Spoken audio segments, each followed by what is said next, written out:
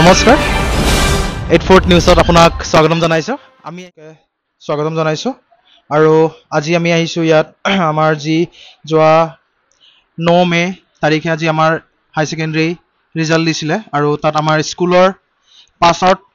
হৈ যোৱা ষ্টুডেণ্টখিনিৰ লগত আমি কথা বাৰ্তা লাভ কৰিব আহিছোঁ তেওঁলোকে কেনেধৰণৰ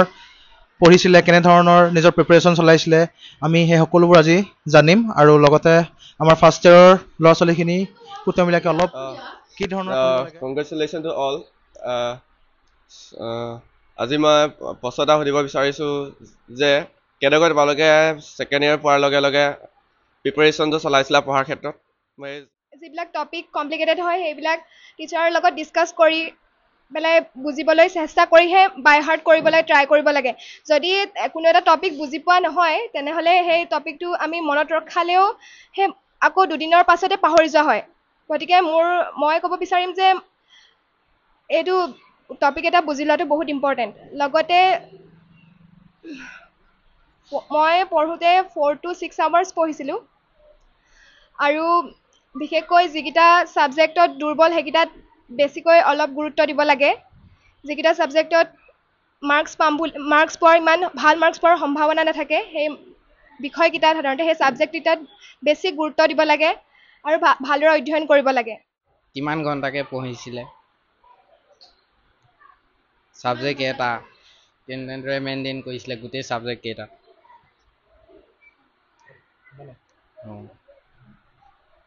ঠিক আছে মানে আপোনাক সুধিছে এটা ছাবজেক্ট কিমান ঘণ্টাকৈ পঢ়িছে এটা ছাবজেক্টত সাধাৰণতে মানে 6টা ছাবজেক্ট এদিনত কমপ্লিট কৰাটো ইমান সহজ কথা নহয় সেইকাৰণে এটা ছাবজেক্টৰ কাৰণে লাগে 1.5 ঘণ্টাৰ পৰা 2 ঘণ্টা গতিকে সিমানটো পঢ়াটো মানে অতি প্ৰয়োজনীয় বহুত নেচেচাৰী হয় ইমানটো পঢ়া তেতিয়াহে মানে সেই দিনটোৰ কাৰণে যিমানখিনি মনত ৰখাব পৰা যায় মানে ফুলফিল কৰিম বুলি তেনেহ'লে 1.5 ঘণ্টাৰ পৰা 2 ঘণ্টা পঢ়াটো খুব মানে যোনবোৰ ডিফিকাল্ট পোৱা সেইবোৰ কেনেকুৱা বুজি লোৱা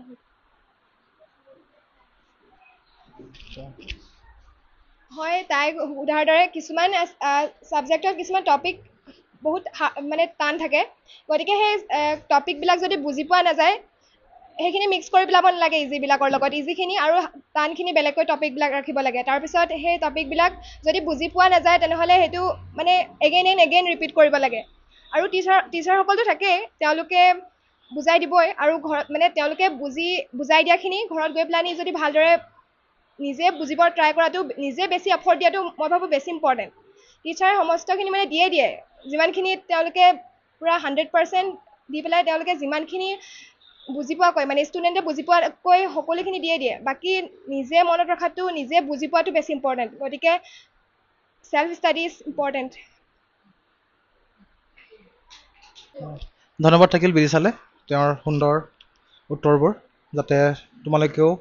এনেধৰণে কৰি যোৱা আৰু ভাল এটা ৰিজাল্ট মই গীতিমণি বাক সুধিছোঁ তোমাৰ যিহেতু মানে মেট্ৰিকত পাৰ্চেণ্টেজ ইমান কম আছিলে তো মানে হাই ছেকেণ্ডেৰীত কিমান মানে ইমানকৈ বঢ়াৰ মানে ইমান মানে ভালকৈ পঢ়াৰ কাৰণটো কি আছিলে ধন্যবাদ তাইৰ প্ৰশ্নৰ উত্তৰ দিবলৈ গ'লে প্ৰথমে এখন ভাল ইনষ্টিটিউশ্যনত নাম লগাব লাগিব যিহেতু মই ইয়াত 84ত লগাইছিলোঁ প্ৰথম মোৰ ৰোল পৰিব মোৰ যোনটো ইনক্ৰিজ হৈছে নাম্বাৰ তাৰ ক্ষেত্ৰত পৰিব বিদ্যালয়খনেই কাৰণ MDMC যিদৰে পঢ়ালে সেই তাৰ বাবে হয়তো সম্ভৱ হৈছে আৰু নিজৰো এফৰ্ট লাগিব সেইটো হয় যে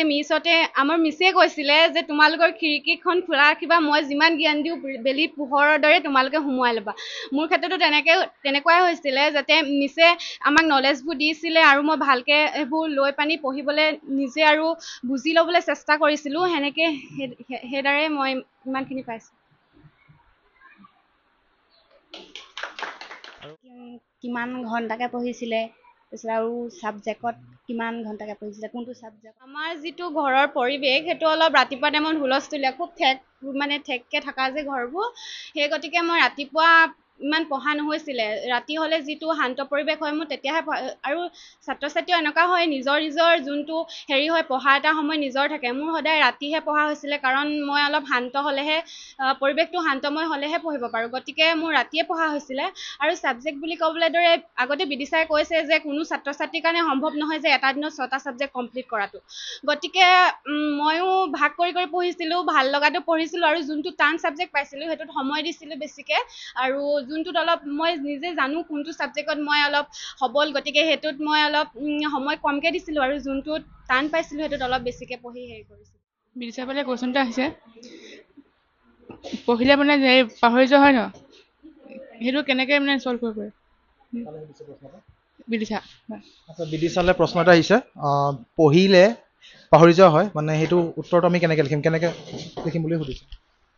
পঢ়িলে পাহৰি যোৱাটো স্বাভাৱিক কথা প্ৰায়বিলাক ষ্টুডেণ্টৰে এইটো প্ৰব্লেম হয় দেখিবলৈ পোৱা যায় সেইটো মোৰ ক্ষেত্ৰতো হৈছিলে পাহৰি যোৱা হয় কিন্তু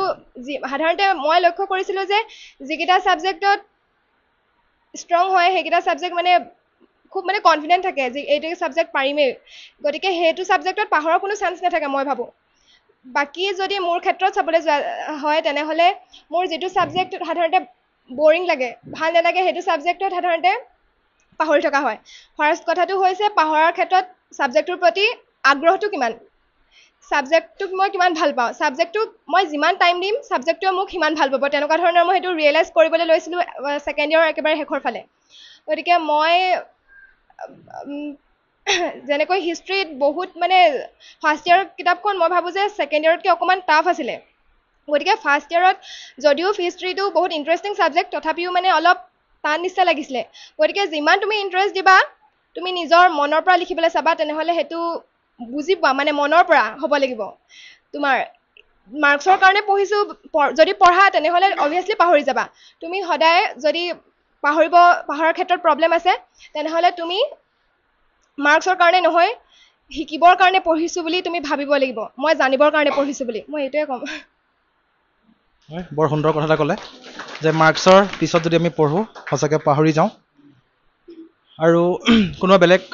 সুধিবলগীয়া প্ৰশ্ন আছে এক্সামৰ আগত মানে কেনেকৈ পঢ়িছিলে কেনেকৈ প্ৰিপেৰেশ্যন কৰিছিলে তুমি প্ৰশ্নটো কাক সুধিছা মোৰ নাম শ্ৰীমতী ঋতুপৰ্ণা কছাৰী পৰীক্ষা আগত মানে মিছে যেনেকৈ পঢ়িবলৈ কৈছিলে তেনেধৰণে পঢ়িছিলোঁ মানে প্ৰত্যেকটো ছাবজেক্টতে এঘণ্টাৰ পৰা 2 ঘণ্টা সময় দিছিলোঁ আৰু মানে এখন টাইম টেবুল বনাই লোৱা হৈছিলে টাইম টেবুলখন বনাই মানে যেনেকৈ বনাইছিলোঁ তেনেদৰে পঢ়িছিলোঁ মানে প্ৰত্যেকটো ছাবজেক্টতে সমানে টাইম দিবলৈ চাইছিলোঁ সমানে টাইম দিছিলোঁ আৰু তেনেদৰে প্ৰফেচৰ হোৱাৰ ইচ্ছা আছিলে আৰু মই মানে সৰুৰ পৰা সেইটোকে ভাবি আছিলোঁ এতিয়াও মানে সেইটোৱে প্ৰফেচৰ ছ'চিয়লজি পঢ়িব বিচাৰোঁ আৰু সমাজৰ সৈতে কিবা কাম কৰিব বিচাৰোঁ সমাজৰ বিষয়ে শুভেচ্ছা থাকিল আৰু তোমাৰ first as a good human being আৰু প্ৰফেশ্যন হিচাপে যদি চাওঁ মই প্ৰফেচাৰ আৰু আদাৰৱাইজ চিভিল ছাৰ্ভেণ্ট হোৱাটো বিচাৰোঁ মই আৰু সমাজৰ এগৰাকী আদৰ্শ ব্যক্তি হিচাপে মই প্ৰতিষ্ঠা হ'ব বিচাৰোঁ ঠিক আছে বৰ সুন্দৰ লক্ষ্য তোমাৰ উজ্জ্বল ভৱিষ্যত কামনা কৰি আগতে এজন বেলেগ দেখিছিলোঁ মানে মই ৰিচেণ্টলি ভাবিছোঁ APSC দিম কাৰণ আগতে এনেকুৱা হৈছিলে হাঁহি উঠা কাৰণ এইটোৱে যে আগতে ভাবিছিলোঁ মোৰ দ্বাৰাটো নহ'ব বহুত বেছি পাৰ্চেণ্টেজ লাগিব মোৰ দ্বাৰা নহ'ব সেইকাৰণে মই নাপামো সেইকাৰণে সেনেকুৱা দিয়াটো মোৰ দ্বাৰা সম্ভৱ নহ'ব ক্লাছত যোন টপাৰ হয় সিয়েহে পাৰিব সেনেকৈ ভাবিছিলোঁ সেইকাৰণে মানে ৰিচেণ্টলি মোৰ সপোনটো সলনি হ'ল যে সেইকাৰণে অলপ হেৰি হৈ গ'ল এতিয়া মই APSC এগৰাকী প্ৰশাসনিক বিষয়া হ'বলৈ বিচাৰোঁ ঠিক আছে তোমাৰ উজ্জ্বল ভৱিষ্যত আমি কামনা কৰিছোঁ আৰু ধন্যবাদ থাকিল সকলোৱে কিবা নহ'লে কিবা এটা কৈছে আৰু বোলে ধুনীয়াকৈ তেওঁলোকে ৰিপ্লাইও দিছে যেনেধৰণে তেওঁলোকৰ পাৰ্চেণ্টেজ ঠিক তেনেধৰণে তেওঁলোকে ৰিপ্লাই দিবলৈও সক্ষম হৈছে ময়ো আজি তেওঁলোকক লৈ পেলাই গৌৰৱ অনুভৱ কৰোঁ কাৰণ যেনেধৰণে ইহঁতক শিকোৱা হৈছিলে বা ক্লাছবিলাকত কোৱা হৈছে আজি তেওঁলোকৰ প্ৰত্যেকজনী ছোৱালীৰ প্ৰত্যেকটো ল'ৰাৰ স্পীচতে যেন ক'ৰবাত নহ'লে ক'ৰবাত মোৰ চিন্তাধাৰাবিলাক সোমাই আছে মোক এনেকুৱা লাগিল সেইকাৰণে মোৰ ভাল লাগিছে আৰু ইচ্ছা থাকিব যে ভৱিষ্যতেও তেওঁলোক যলৈকে যাওক আমি যিবিলাক আলোচনা কৰিছিলোঁ সামাজিক হোৱাৰ দেশখনক ভাল পোৱাৰ সেইবিলাকক যাতে লৈ আগবাঢ়ি যাওক আৰু সমাজখনৰ এনেকুৱা এটা অৱদান আগবঢ়াওক যাতে সকলোৱে তাৰ পৰা উপকৃত যাতে হ'ব লাগে আৰু ল'ৰা ছোৱালীবিলাকে তোমালোকেও ভালকৈ শুনি লোৱা আৰু ধুনীয়া কথা কৈছে যে গীতিমণিয়ে কৈছে যে প্ৰশাসনিক বিষয়া হোৱাৰ কাৰণে তাই প্ৰথমে ভাবিবই পৰা নাছিল বা পাৰ্চেণ্টেজ কম থকাৰ কাৰণে কিন্তু পাছলে এতিয়া যিটো পাৰ্চেণ্টেজ আহিল তাৰপিছত তাই নিজকে নিজে আত্মবিশ্বাসী হৈছে যে ময়ো পাৰিম মানে ইমান পাৰ্চেণ্টেজৰ পৰা ইমানলৈকে উঠিছে তো তাৰ মানে আল্টিমেট এইটো ক'ব পাৰি যে হাই ছেকেণ্ডেৰীৰ যিটো 2টা বছৰ আমাৰ ইয়াত পঢ়িলে সেইটো তাইৰ ভৱিষ্যতৰ এটা টাৰ্ণিং পইণ্ট হিচাপে পৰিগণিত হৈছে চবতকে আটাইতকৈ সেইটো কথা মোৰ ভাল লাগিছে ইফালে বিদিশাও আছে তাইৰো যথেষ্ট ল'ৰা ছোৱালী প্ৰশ্নৰ উত্তৰবিলাক দিছে সেইটো যথেষ্ট ধুনীয়া উত্তৰ দিছে মানে ইমান ধুনীয়াকৈ এইটো বয়সত মানে ৰিপ্লাই দিব পাৰিব বুলি মই আচলতে ভবা নাছিলোঁ কিন্তু যেনেকৈ হওক ধুনীয়া উত্তৰ দিছে বুজাইছেও নিজৰকে মানে যিসকল জুনিয়ৰ আছে তেওঁলোকক বুজাইও দিছে সেইখিনি কথাও লৈ ভাল লাগিলে আৰু সকলো তোমালোক যিসকল পাছ আউট যিসকল হৈছা তেওঁলোকক সকলোকে মই উজ্জ্বল ভৱিষ্যত কামনা কৰিলোঁ আৰু তেওঁলোকে আজি বৰ ধুনীয়া গিফ্ট এটাও আমাক দিছে মই থেংক ইউ ক'বৰ কাৰণে থাকি গ'ল গোটেইখন মানে মনটো ভাল লাগিছিলে ফূৰ্তি লাগিছিলে অলপ তো সকলোকে মই ধন্যবাদ জ্ঞাপন কৰিছোঁ আৰু বাকী যিসকলে আজি আমাৰ এই যিটো ছেশ্যন আছিলে সেই ছেশ্যনত যিসকলে পাৰ্টিচিপেট কৰিলে তেওঁলোককো মই ধন্যবাদ জ্ঞাপন কৰিলোঁ ঠিক আছে ধন্যবাদ